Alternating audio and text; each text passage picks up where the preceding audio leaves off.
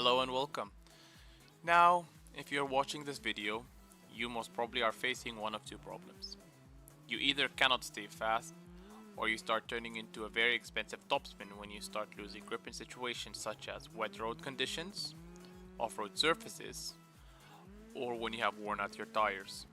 The solution to this is quite simple and surprisingly easy to learn, but hard to master. You have probably heard this term thrown around multiple times. Throttle control. It is a technique that is inarguably quite important if you want to achieve a fast time around the track, and is an applicable skill in many forms of motorsport. You have been watching the rallying in the background, but let's see the next two clips: drifting and racing in heavy wet conditions. Try to guess what do all three of these driving styles have in common.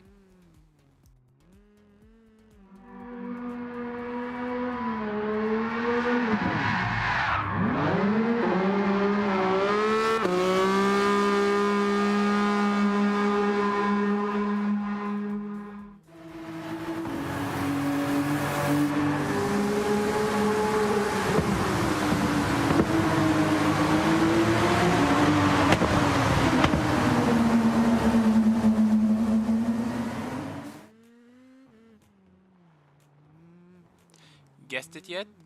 That is correct. Throttle control. In the case of the rallying, without throttle control, you will start to slide out and overshoot the corners. While during a drift without throttle control, you will spin out. Same goes for driving during heavy wet conditions. Too much throttle and it will cause excessive wheel spin, spinning you out. How can this be fixed, you may ask? Do not worry, it is not that hard to practice this technique on your own. All you need is to own the back mono. This is going to be your first choice to practice throttle control, as it is readily available and loves to spin if you apply too much power too fast, as it is a lightweight rear-wheel drive, and if you do not own it, it will only cost you about 100,000 from the dealership. After that, install sport medium tires in the auto shop and you are ready. I have prepared 3 different ways you can practice the technique, each with their own varying difficulties. First, with the back you have just bought, go to Suzuka and select the East course. Practice going around the course and try to keep the car on the track. Do not try and push from the very start, as this car can quite easily spin out. Find your own pace and get used to it before you start pushing for more time. Here you're watching an example lap. Make sure to keep the car stable and carry as much speed as you can through the S's.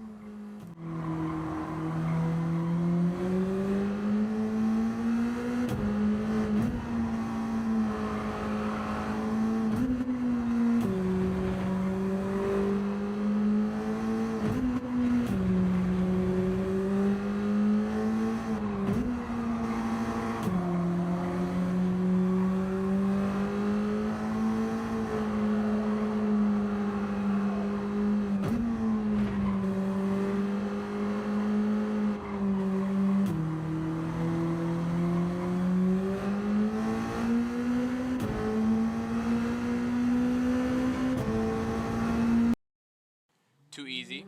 Then move over to Maggiore and select the West course. And again, try to complete the lap as fast as you can. Keep the car stable. This will arguably be a little more difficult, as you are now going to be taking on slight cambers and elevation changes. If you are able to do this and control the background this course consistently, you should see some improvements to your lap time instantly, as the back also requires a gentle brake release and delicate steering to extract any form of decent pace out of it, so you will be forced to adapt to your driving style.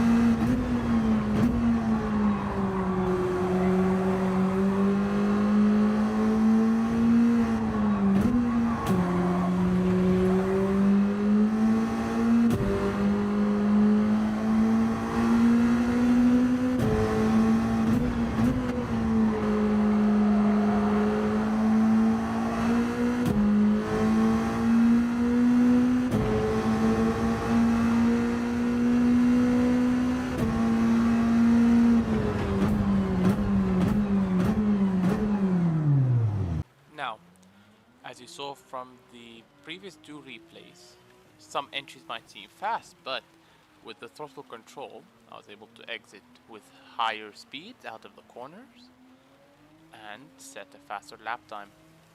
So don't be afraid on testing and entering slow. Test your limits, find out what you are capable of before pushing the boundaries.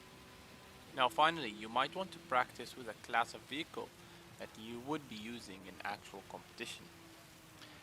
And find that this sort of training might not be for you.